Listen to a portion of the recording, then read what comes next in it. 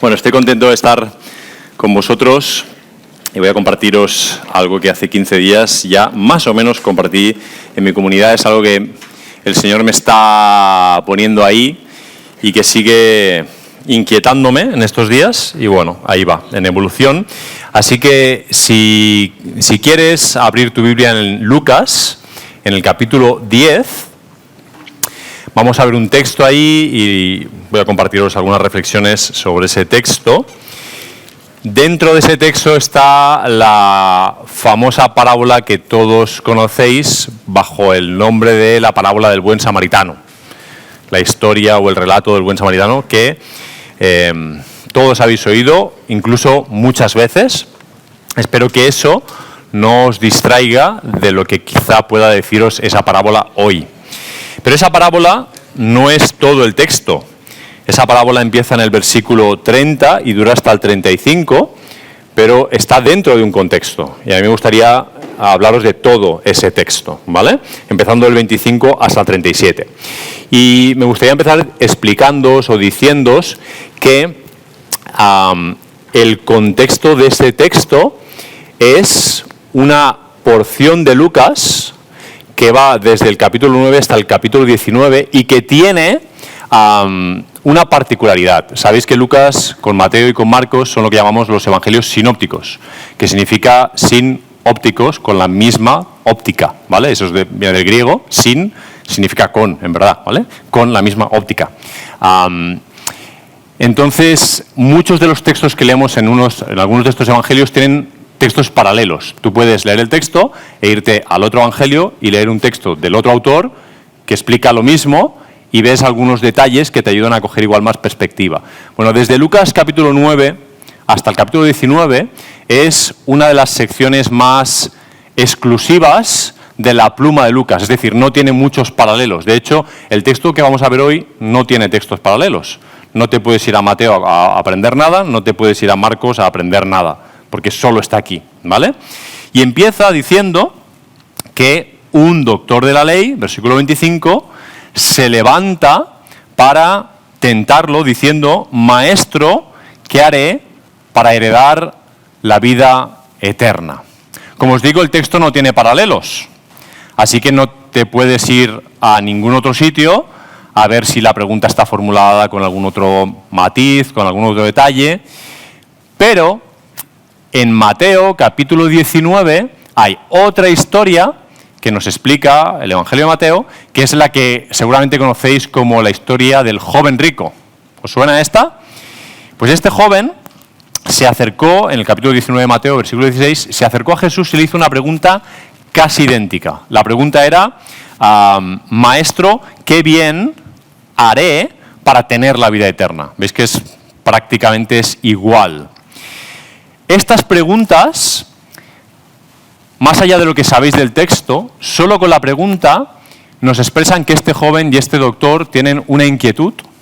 Hay algo en su interior que yo no sé si ellos saben qué es o no lo saben, pero les lleva a ambos a preguntar a Jesús qué hay que hacer para heredar la vida eterna. Está claro que tienen una inquietud. Supongo que es algo con lo que podéis empatizar. Muchas veces tenemos por dentro inquietudes, a veces no sabemos ni verbalizarlas, no sabemos cómo expresarlas, pero estamos inconformes. Y les lleva a preguntar esto. Ahora, en el caso de Lucas, en el caso de este doctor de la ley, el texto nos dice que lo pregunta para tentar a Jesús. O sea, ya le aplica una mala intención. Y la mala intención, en verdad, solo podemos comprobarla en el versículo 29, me estoy adelantando un poquito aquí, pero para que tú veas que el versículo 29 te va a revelar que él en verdad lo que quiere es justificarse a sí mismo.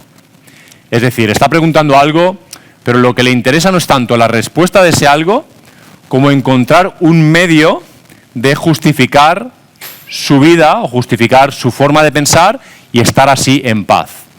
Supongo que más de una vez te habrás descubierto a ti mismo o a ti misma siendo acusado o acusada por tu conciencia y haciendo cosas y en el camino descubriendo que tus intenciones no son tan puras, que no eres tan santo, y que hay cosas que tratar, ¿vale? Así que, bueno, tenemos este doctor de la ley. Ahora bien, este doctor de la ley es precisamente doctor. ¿Qué significa eso? Significa que es una persona formada más que la mayoría. En nuestra sociedad todavía tenemos la figura del doctorado. O sea, tú estudias en una universidad y te sacas un grado en algo. Y luego hay gente que estudia másters, que hoy día son un negocio, un negociaco, másteres privados, públicos, de todo tipo. Los hay que estudiar 6 meses y ya tienes un máster, otros tardas 3 años. Lo del máster ya es una historia. Ahora bien, por encima de eso está el doctorado, y eso ya es una cosa más seria. No hay doctorados así, todos son bastante serios, bastante formales, y uno tiene que pasar normalmente por un proceso de unos 4 años de formación con la gente más competente en la materia y presentar un avance en cualquier disciplina para ser llegar doctor de algo. No estamos hablando de médicos, no estamos hablando de doctores, los doctores cuando tú vas al médico, es un doctor, sino un doctorado en algo, en bioquímica, en lo que sea, ¿sí? Bueno, este señor, a mí me gusta decir esto, que tiene un doctorado en la ley. Es una broma, evidentemente no estudió un doctorado moderno, pero estudió más que la mayoría para conocer la ley. Es un experto en la ley, en la Torá, en los libros que nosotros llamamos Génesis, Éxodo, Levítico, Números y Deuteronomio. Él es experto, sabe más probablemente que todos los que estamos en esta sala. Hemos luchado con el micro, pero seguiremos luchando, ¿eh? ¿Y por qué digo esto? Lo digo porque él hace una pregunta a Jesús. Le dice, ¿qué haré para heredar la vida eterna? Y Jesús, muy a su estilo, responde, pero no responde. Responde con mayéutica, con otra pregunta. Responde una pregunta con otra pregunta. Muchas veces estamos esperando una respuesta de Jesús. Le preguntamos cosas y lo que queremos es una respuesta. Un sí, un no, queremos cosas claritas. Señor, dime las cosas que... Pero muchas veces, en verdad, ni siquiera sabemos la razón de fondo por la que preguntamos algo. O está velada a nuestros ojos todavía la razón por la que estamos preguntando algo. O no queremos verla. Está ahí, pero no queremos mirarla de frente. La ignoramos. Jesús suele ser gentil y nos devuelve preguntas. Y nos deja dialogar. Nos deja hablar con él de forma sincera y honesta. Así que él va a preguntar en el versículo 26 2 cosas. Porque es muy listo. Jesús. Le va a decir, no le dice, oye, tú eres doctor, ¿no? Pero está implícito en la pregunta. Tú eres doctor, me estás haciendo una pregunta sobre teología. Dime una cosa, doctor, ¿qué está escrito en la ley? Es decir, es como si un ingeniero en bioquímica viniera a mí a preguntarme algo sobre bioquímica. Pues yo le diría, no sé, dime tú, ¿no? Pero el doctor está hablando como de doctor a rabino. Vamos a hablar un poquito. Bueno, dime tú. ¿Qué está escrito en la ley? Pero hace una segunda pregunta. La pregunta es, ¿cómo lees? ¿Cómo interpretas? ¿Has estado alguna vez en un diálogo con algún hermano o hermana en la fe sobre cualquier cuestión de la Biblia en la que tenemos diferentes opiniones? ¿Te ha pasado eso alguna vez? Hablando de cualquier tema, y llega un punto en el que alguno de los dos acaba diciendo algo así como, bueno, pero es que la Biblia dice que... ¿No? ¿No os habéis encontrado nunca en esa situación? Y Jesús sabe que la Biblia dice qué es decir, dice cosas, pero no es suficiente con lo que diga. Luego está lo que yo entienda que dice. No es lo mismo la palabra de Dios que lo que Óscar diga que es la palabra de Dios. No es lo mismo mi interpretación de la Biblia que lo que la Biblia dice. ¿Entendemos esto? Así que Jesús hace 2 preguntas. ¿Qué dice? Pero ¿cómo lo lees tú? Es decir, ¿qué entiendes tú qué significa lo que dice? No es lo mismo una cosa que la otra. Bueno, por si esta diferencia te parece extraña o crees que es moderna, crees que es una cuestión académica, crees que es algo de hermenéutica que solo los exégetas tienen que saber y más palabrejas de teología, déjame que te recuerde que en Nehemías, capítulo 8, versículo 8, hay una escena en la que el pueblo de Dios está escuchando la ley. Les están leyendo la ley a todo el pueblo, no a los listos, no a los académicos. Les están leyendo la ley a todo el pueblo.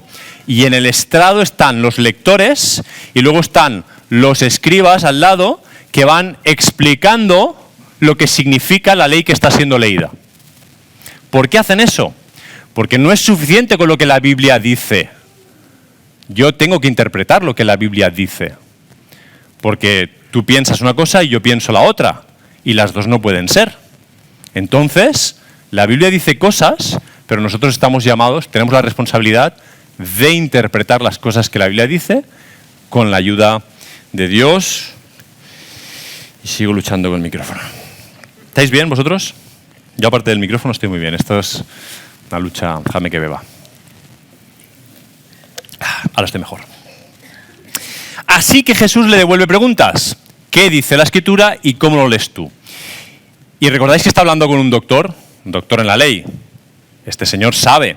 ¿Sabéis qué nos pasa cuando leemos el Nuevo Testamento y vemos palabras como fariseo, escriba, doctor en la ley? ¿Sabéis qué nos pasa a los evangélicos? Que ya hemos leído esos textos y sabemos que es el malo de la película. ¿Sabes cuando ya has visto la película y sabes que el malo aparece?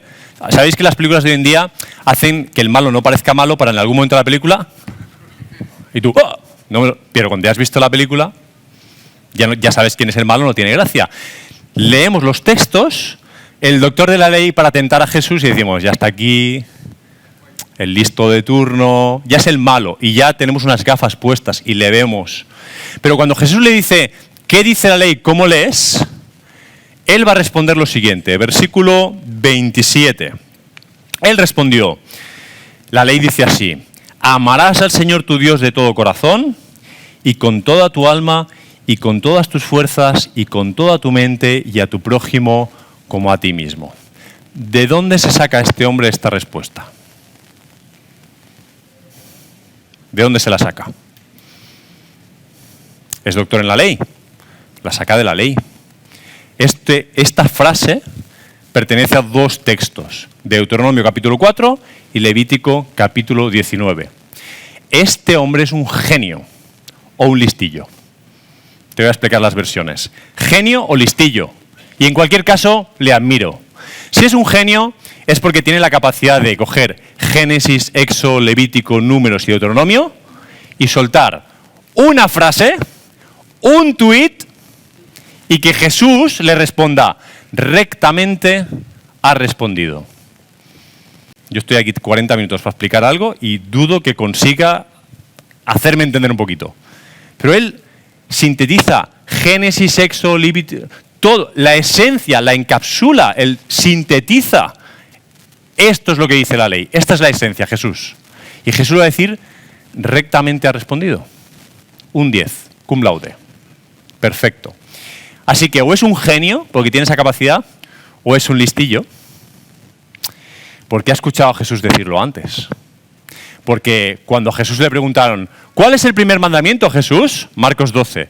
Jesús dijo, el primero es, amarás al Señor tu Dios, y el segundo es semejante a esto, amarás a tu prójimo como a ti mismo. Quizá este fariseo estaba ahí, escuchando, tomó nota, y cuando Jesús le pregunta, dice, esta me la sé. ¿Sabes cuando un alumno está orgulloso de saber, sabe que la va a saber y espera ser alabado por el profesor? Pues o es un listo o es un listillo. Sea como sea, sabe la respuesta correcta. Así que su problema no es la pregunta.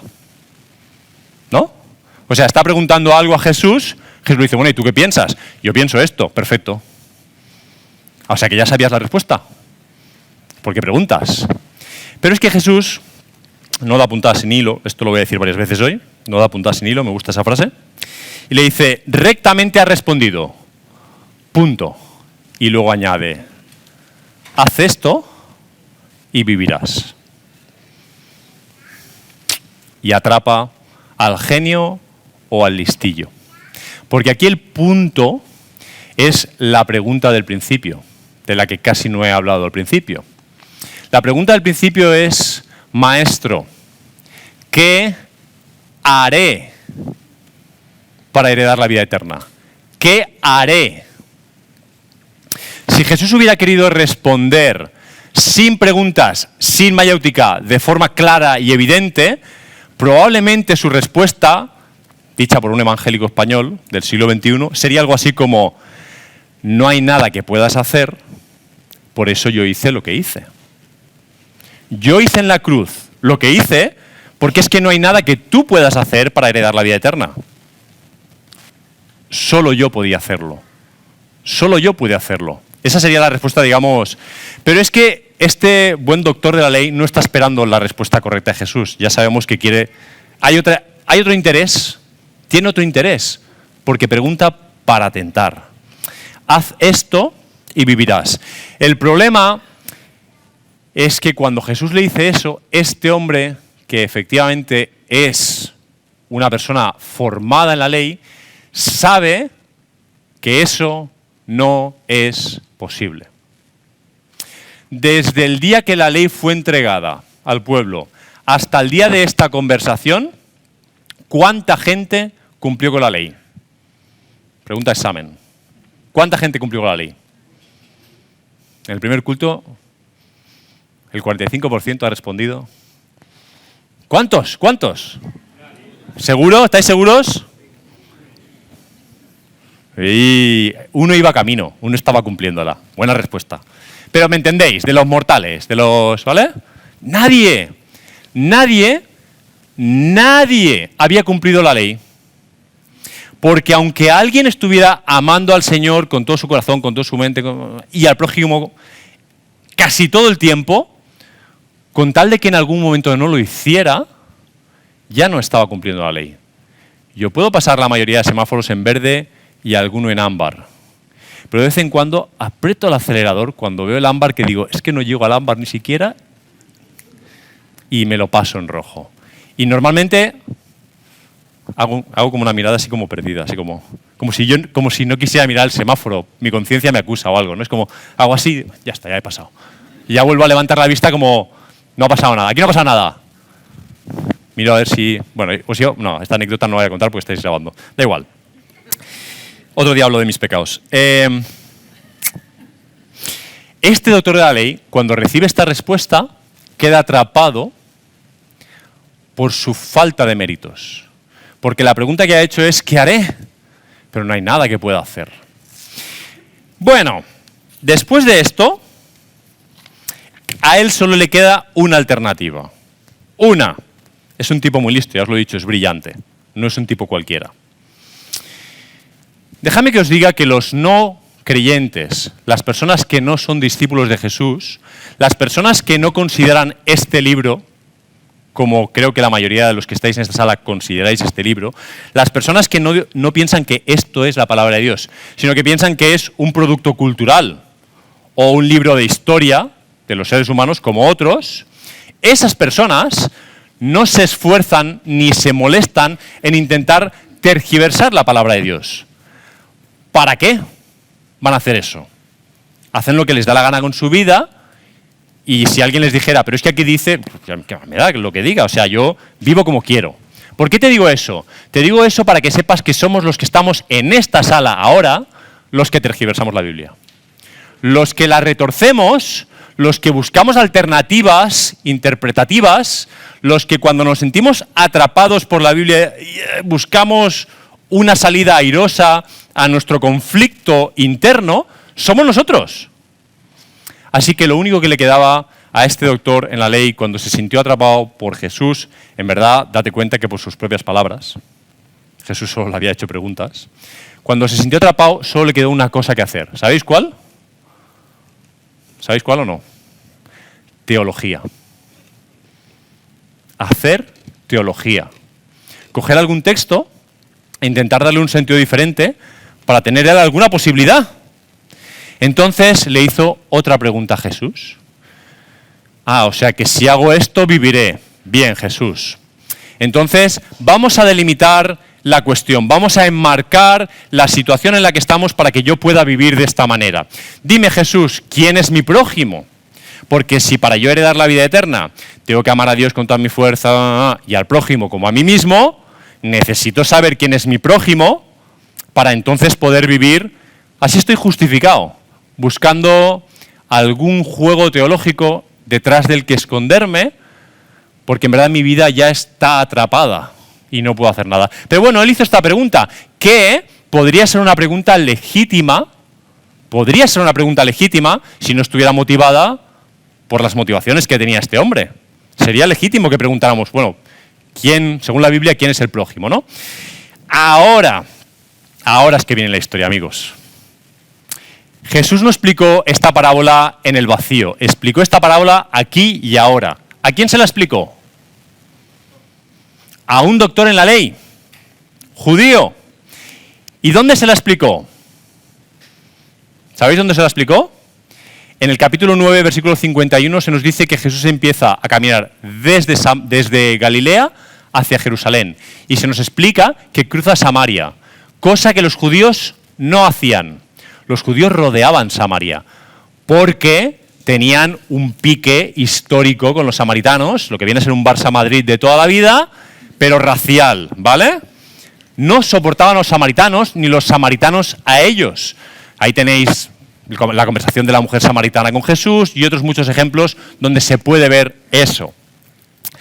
Así que Jesús está cruzando Samaria con sus discípulos camino a Jerusalén cuando habla con este doctor de la ley y en esta conversación, cuando él le pregunta ¿quién es mi prójimo?, es cuando explica esta historia. ¿Leemos la historia? ¿Sí? Si me dicen que no, no sé qué hago ahí. Si alguien me dice no la leas. No sé por qué lo pregunto, no voy a daros alternativa real. Versículo 30. Cierto hombre bajaba de Jerusalén a Jericó. Cierto hombre. ¿De qué nacionalidad? No lo sabemos. Bíblicamente no lo sabemos. Pero si tuviéramos que jugarnos los cuartos, diríamos judío. Baja de Jerusalén a Jericó. Está claro que el oyente interpreta que lo más probable es que sea un judío. Vale. Este hombre cae en manos de salteadores.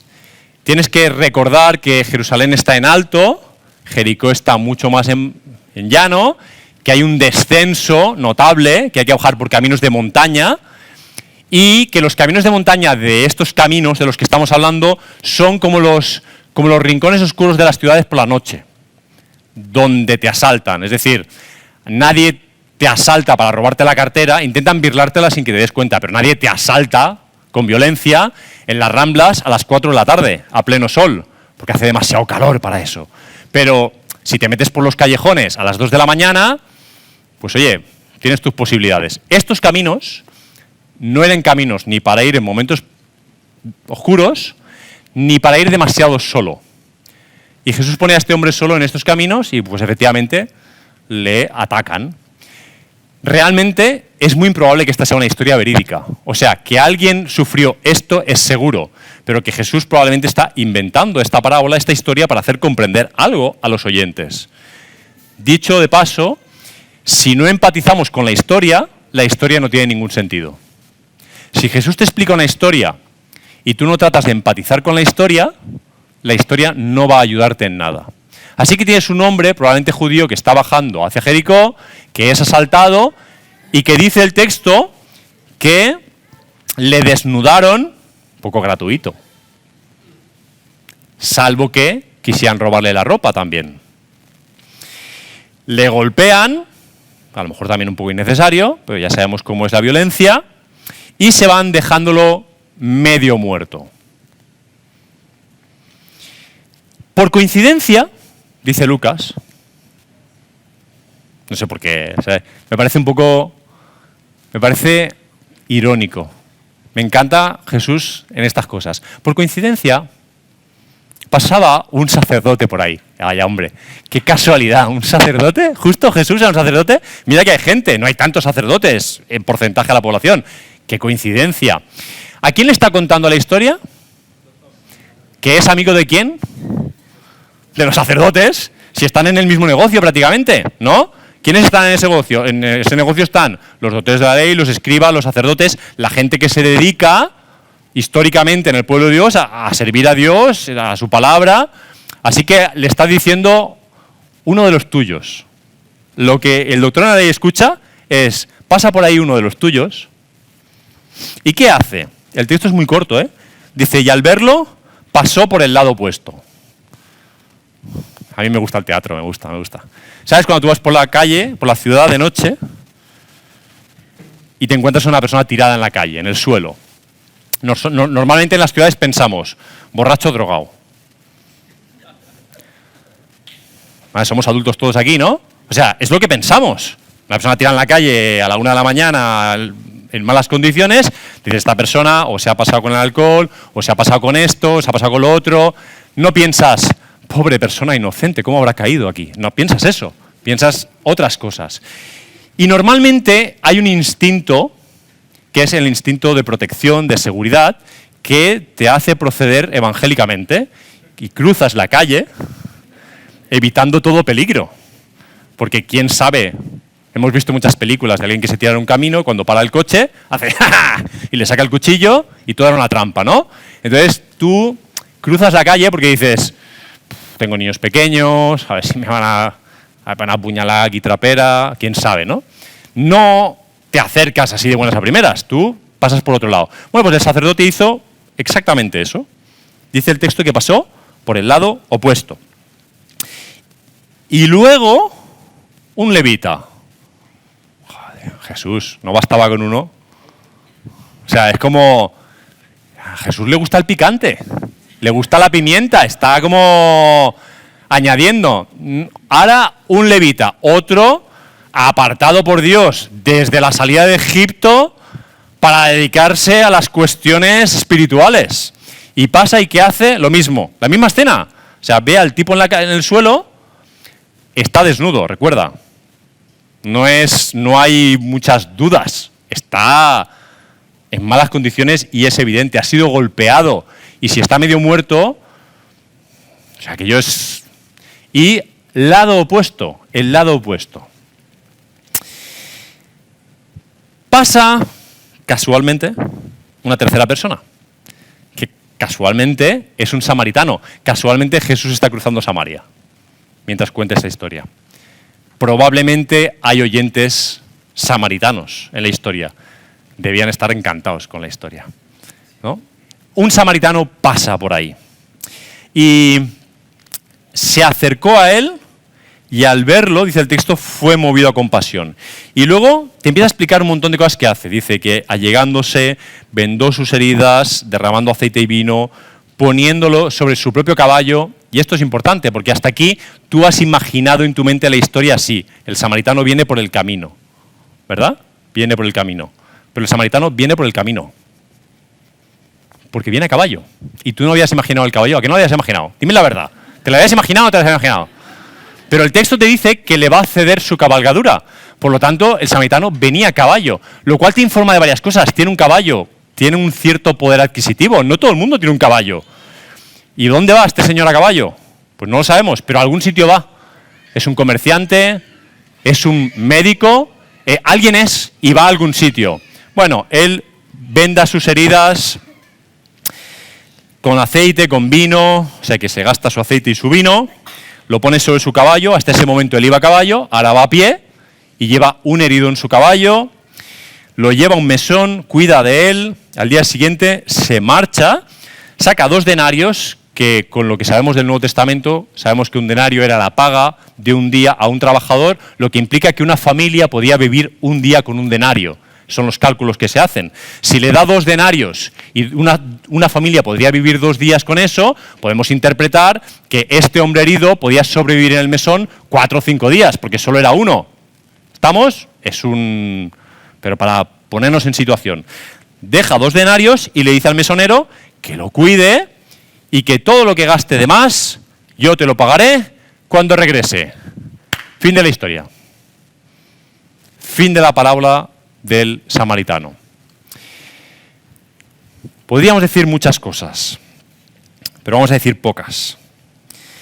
¿Qué hace el samaritano que sea distintivo, que sea diferente a lo que han hecho las otras 2 personas? De acuerdo al texto hay 3 cosas, ¿vale? Pero yo solo voy a incidir en 2. Número 1, se acerca. ¿Recuerdas a los otros 2? ¿Qué habían hecho? El lado opuesto. Opuesto significa lo más lejos posible. El opuesto, el contrario. Si estás en este extremo, yo me voy al otro extremo. Mientras que estos 2 se van lo más lejos que pueden, la respuesta inicial de este hombre es acercarse, que es la respuesta contraria. ¿Estamos de acuerdo con la física de este asunto? ¿Sí? Lo segundo, dice, lo ve. Lo mira. ¿Qué haces tú cuando no quieres atender algo? Te vas al lado opuesto y miras para otro lado.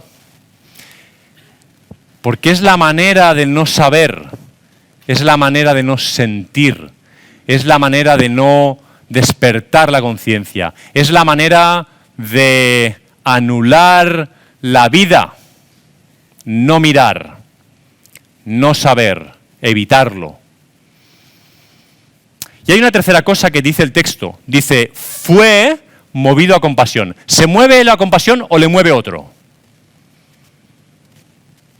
Fue movido a compasión. Te voy a decir una cosa.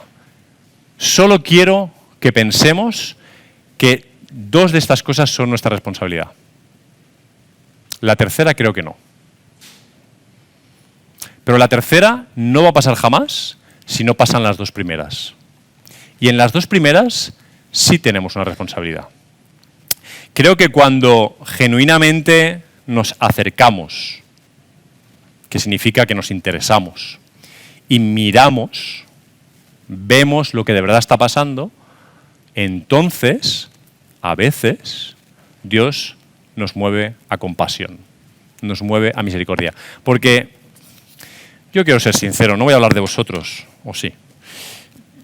No somos tan diferentes. Voy a hablar de mí y probablemente te identifiques. Yo no hubiera hecho todo esto. Vendar heridas, gastar mi aceite, mi vino, bajarme el caballo, subirle al caballo, caminar por kilómetros con él, buscar un mesón, llevarle al mesón, pagar por él, vincular al mesonero en la situación, decirle, responsabilizarme de lo que no sé si se gastará o no se gastará. Ni de broma. Yo no soy esa persona. La única persona que es así es Dios. La única persona que es así es Jesús. Si yo me acerco y yo miro, existe una posibilidad de que mi corazón sea movido a compasión al ver a otro ser humano como yo en mala situación. Y a lo mejor Dios despierta mi corazón y me dice, estás aquí y solo están Él y tú. No hay nadie más. ¿Cómo vas a pasar de largo? En nuestro país hay leyes que penalizan a las personas que ven un accidente y pasan de largo. Hasta la ley civil se da cuenta de eso. Pero aquí el tema es acercarse y mirar. Eso es lo que lo cambia todo.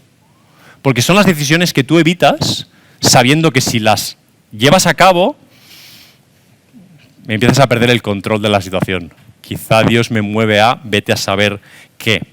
Os he dicho que la historia acaba ahí. La historia, la parábola. Pero el texto tiene dos versículos más. Dos más. Acuérdate que la historia se la está explicando Jesús a un doctor en la ley. Ahora le ha explicado esta historia. Y entonces mira al doctor y le hace una pregunta. La pregunta es, ¿quién de estos tres, cuántos personajes hay en la parábola?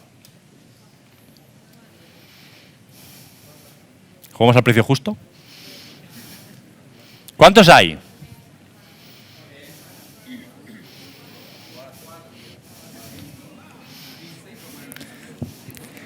Más. Hay más de 6. Pero no sabemos cuántos, porque la palabra salteadores está en plural. O sea, hay 7 o más. Hay un herido. Venga, juega conmigo. Hay un herido. Hay un mesonero, hay un sacerdote, hay un levita, hay un samaritano, hay salteadores en plural. Como mínimo hay 7. Ala, que cuando tú y un caballo, gracias. Gracias. Del partido de los animalistas, gracias. Como mínimo 7 personas y un animal. ¿Cuántas veces te habías asociado tú con alguien más que el samaritano, que es con quien más te gusta asociarte? Y dices, bueno, yo me identifico con el samaritano, más o menos. ¿Alguna vez tu conciencia te ha dicho, un poquito de sacerdote sí que eres?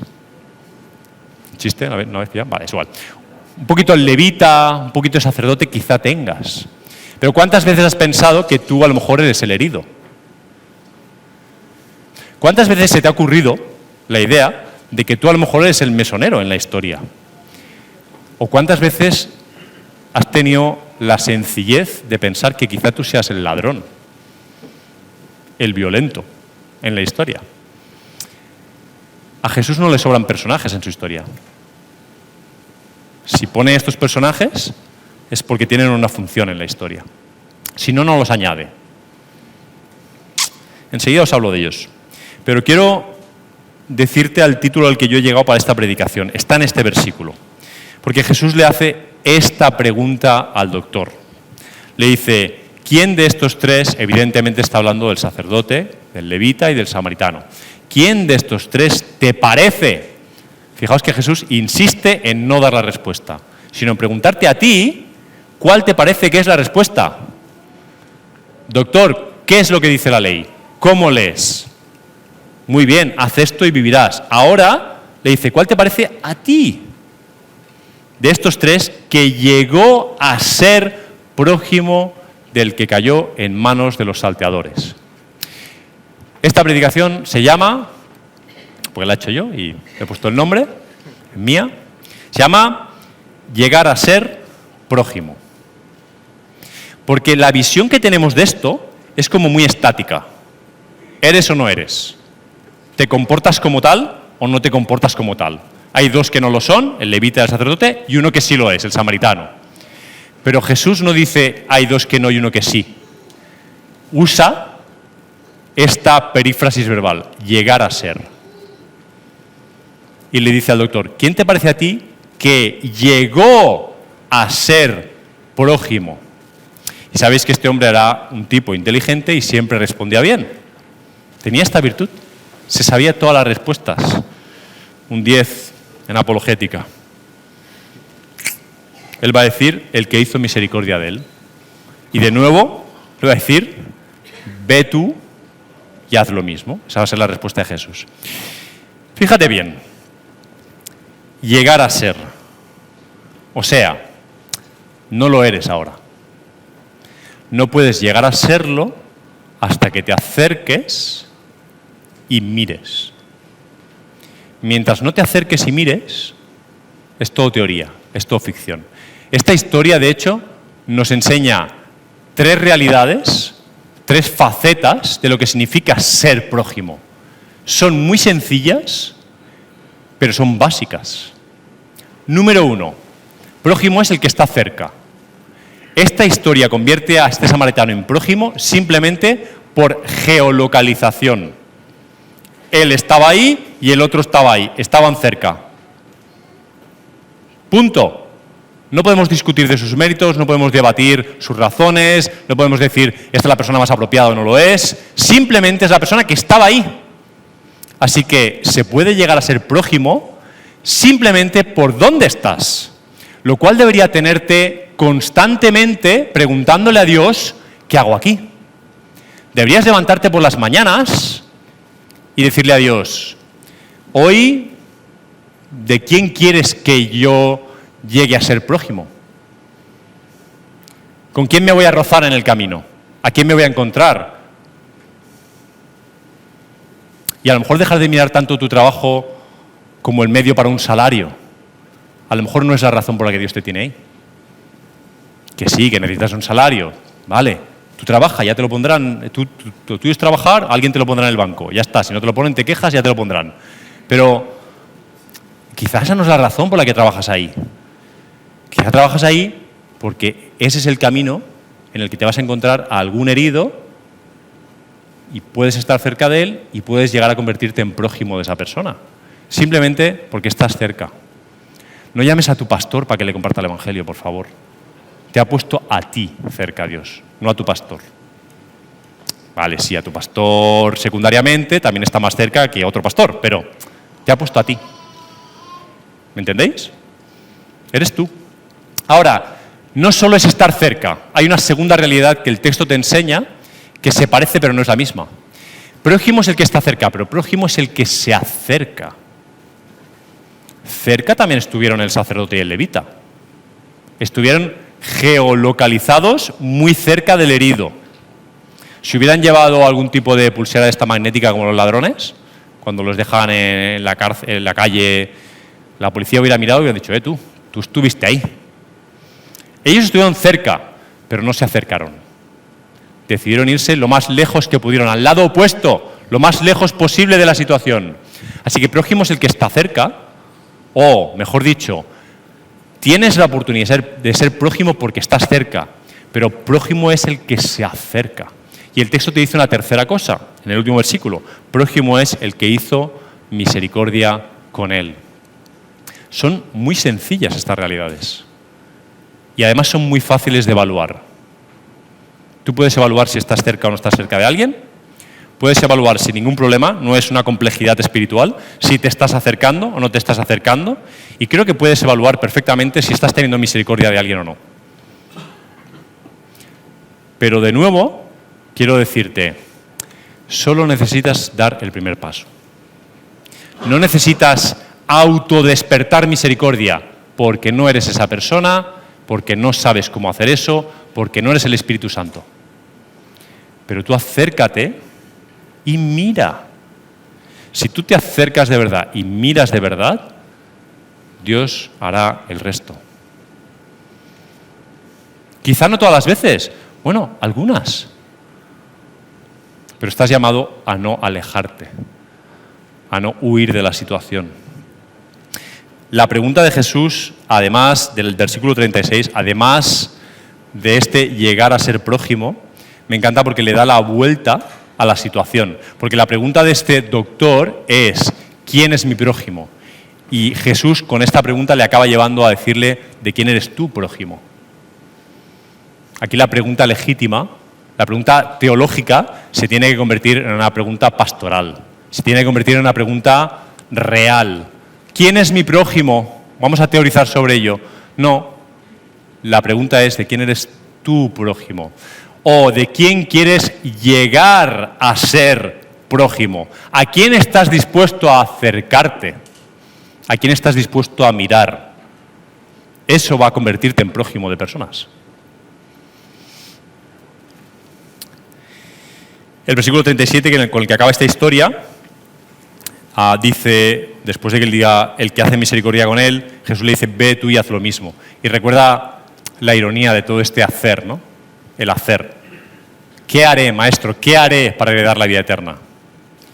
Amarás al Señor, haz esto y vivirás. Y eso no lo puedes hacer. Pero Jesús le da una vuelta de tuerca de nuevo y ahora lo que hay que hacer es misericordia.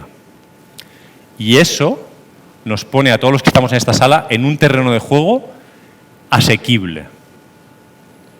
¿Quién en esta sala puede cumplir toda la ley? Nadie. ¿Quién en esta sala puede hacer como hizo el samaritano y tener misericordia de alguien? Todos podemos. No tiene que ver ni con tu cultura, ni con tu nacionalidad, ni con tus dones, ni con tu experiencia, ni con tu madurez. Todos los que estamos en esta sala estamos en la posibilidad genuina de acercarnos a alguien, mirar a ese alguien y que Dios despierte genuina compasión y podamos hacer algo al respecto. Dos cosas más para acabar. Ya te he dicho que hay 7 personajes y hemos descubierto un animal también. Mira, voy a meter al animal en esto y mira que no sabía que... Voy a meter al animal. Vamos allá. Normalmente, si piensas en esta historia, tú piensas, este samaritano y su misericordia enseñó, o por lo menos le dio la oportunidad de aprender, que no es lo mismo, al sacerdote y al levita. Ellos se fueron al lado opuesto, ignoraron al herido, ignoraron la misericordia. Ese samaritano y su misericordia dan la posibilidad, nos enseñan a los religiosos que somos nosotros.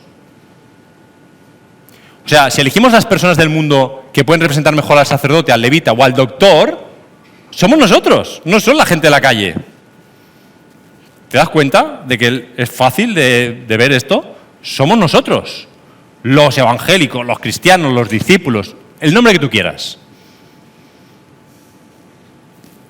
La misericordia de ese samaritano nos da la posibilidad a los religiosos de volver a ponernos en el lugar correcto del camino. Que nos estamos equivocando de lado. Nos estamos alejando del lugar correcto al caminar el camino. Y ver a ese samaritano nos da la posibilidad de reflexionar y decir, este no es el lado por el que yo tengo que caminar, es este. Y me tengo que parar ahí. Ahora bien, la misericordia del samaritano le salvó la vida al herido. Es quizá la más evidente de todas las... Si tú fueras ese herido, si tú eres ese herido algún día en la vida, ruego al Señor que ponga a un samaritano o samaritana en tu camino. Si no te mueres. Así de básico, ¿eh? Ahí, desnudo, golpeado, solo, y te mueres. Menos mal que hay gente que tiene misericordia y que se involucra en la vida de otro. Si fueras el mesonero, que estabas ahí a tus negocios, en tu mesón tranquilamente, la misericordia de este samaritano involucró a este mesonero en buenas obras. Su misericordia incorporó al mesonero a las buenas obras de cuidar a alguien que necesitaba ser cuidado. ¿Cuántas veces en la vida alguien a tu lado actúa y tú lo ves y tú sabes que está actuando como Dios nos llama a actuar y eso te mueve y empiezas a moverte con la persona? ¿Cuántas veces es alguien que actúa como realmente está llamado a actuar y tú estás a lo mejor paralizado por lo que sea, pero lo ves y verlo mueve tu corazón y dices, es que yo debería estar haciendo como, venga, y la persona te inspira, te anima, te discipula con su vida, con su ejemplo. ¿No te ha pasado nunca eso? La misericordia del samaritano movió también a ese mesonero. La misericordia del samaritano involucró al caballo en buenas obras, ¿vale? También, ahí lo tienes. La misericordia del samaritano, ¿tiene algo que ver con los ladrones? ¿O no? Porque los ladrones, claro, esos sí que son los malos de la historia, ¿no? Y nosotros nunca hacemos cosas malas. Nosotros no, solo los ladrones estos de esta historia. Pero en verdad, ¿qué sabemos de ellos? ¿Qué sabemos cómo llegaron a estar metidos en los caminos, agrediendo a la gente, robando a la gente? Bueno, ese día, no podemos hablar mucho de ellos con la Biblia, tenemos poquito, pero ese día, la misericordia del samaritano hizo que esos salteadores en plural se fueran con un robo con agravantes y violencia en lugar de con un homicidio. Y no sabemos qué posibilidades abrió eso para el futuro. No sabemos si ellos llegaron a saberlo o no saberlo. No sabemos si mataron a otra gente. Vamos a ser realistas. No sabemos si fueron personas reales o solo de la historia. Pero me estás entendiendo. La misericordia del samaritano golpea, impacta en cada persona de la historia. En todos. En todos. Y cada uno de los que están en la historia. Incluyendo, obviamente, al doctor de la ley. Y quiero acabar diciéndote que este samaritano, además, es un tipo perfecto de la misericordia de Cristo por ti. ¿Sabes la lista de cosas que hizo cuando fue movido a compasión? Cosas que yo no haría. Y que si alguna vez en mi vida hago, es porque Cristo mora en mí, o el Espíritu me mueve y hago cosas que no son las que yo haría. Seamos claros. Te voy a recordar las 6 o 7 cosas que hizo este hombre para que te des cuenta de que en verdad son las cosas que Jesús ha hecho por ti. En verdad tú eres el herido de la historia. En primer lugar. En esta historia hay un herido. El samaritano se encuentra un herido. A ti Jesús te encontró muerto ya. Estabas muerto en verdad. No estabas medio muerto. Tú estabas muerto. Y Jesús se para en el camino a curar tus heridas. Y gasta su aceite y su vino. Y podemos hacer teología. El vino es el nuevo pacto. El aceite es un símbolo del Espíritu Santo en el Nuevo Testamento constantemente. Si quieres podemos hacer teología por ahí. Pero aunque solo fueran vino y aceite, se gasta su vino y su aceite en curar tus heridas. incondicionalmente. Eso es lo que Jesús ha hecho por ti, pararse en el camino por ti. Y Jesús tiene cosas que hacer en la vida, ¿eh? O sea, no es una persona que no esté ocupada. Iba a algún sitio Jesús, pero se para por ti. Y Jesús va a caballo también, ¿sabes? Has leído Apocalipsis, ¿no? Jesús va a caballo. Los reyes van a caballo, Jesús es rey. Él va a caballo. ¿O no va a caballo? Tendrá caballos Jesús. Digo yo que tendrá caballos. Si en Apocalipsis entra con un caballo. Pues se baja del caballo y va caminando. Se baja de su gloria, se quita su manto de realeza, camina por la tierra como tú y como yo, para subirte a ti al caballo. No se avergüenza de llamarte su hermano, dice Hebreos. Nos ha hecho reyes y sacerdotes, reparte caballos. El suyo propio, él se descabalga de su caballo para subirte a ti al caballo, que tú lo necesitas más que él. Y cuida de ti, como este samaritano cuida del herido. El tiempo que tú necesitas que te cuide, él te cuida. Las heridas que él necesita, que tú necesitas que él te sane, él te trata y él te sana. Y otra cosa que hace Jesús es involucrar a otros. Mesoneros, diáconos. ¿No? Los diáconos no son otra cosa que servidores, mesoneros. Y te llama a ti y me llama a mí, dice, oye, cuídame de ese, cuídame de aquel, cuídame del otro. Y nos va involucrando en cuidarnos los unos a los otros. Vamos, la típica terapia ocupacional. Eres un adicto y para ayudarte en tu proceso, una de las mejores cosas es que te pongas a ayudar también a otros. Y te pone a servir a otros. Eso es lo que ha hecho Jesús por ti. Y pone 2 denarios para que te cuiden. Es decir, lo que haga falta. Él ha pagado el precio ya. En la cruz ya no hay más precios que pagar. No hay más precios que pagar. Un amigo mío siempre dice que esta imagen le gusta mucho. Los valencianos, es valenciano mi amigo. A los valencianos les gustan mucho los bares. Y Jesús es como alguien que entra al bar y dice, esta ronda la pago yo. Y en verdad, la imagen no me desagrada del todo. Lo ha pagado todo. Ha venido y ha pagado la cuenta. Ya no debemos nada.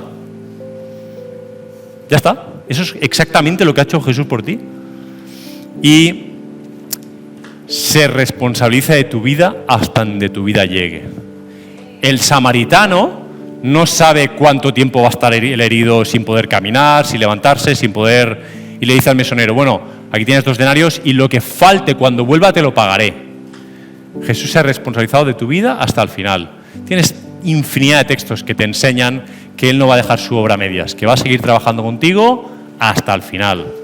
Seas religioso, doctor, levita, sacerdote, caballo no puede ser, pero seas quien seas en la historia, no estás perdido. Al que más tiempo le dedica es al doctor. ¿Y cuántas veces tachamos a los religiosos porque son como la peste entre nosotros, no?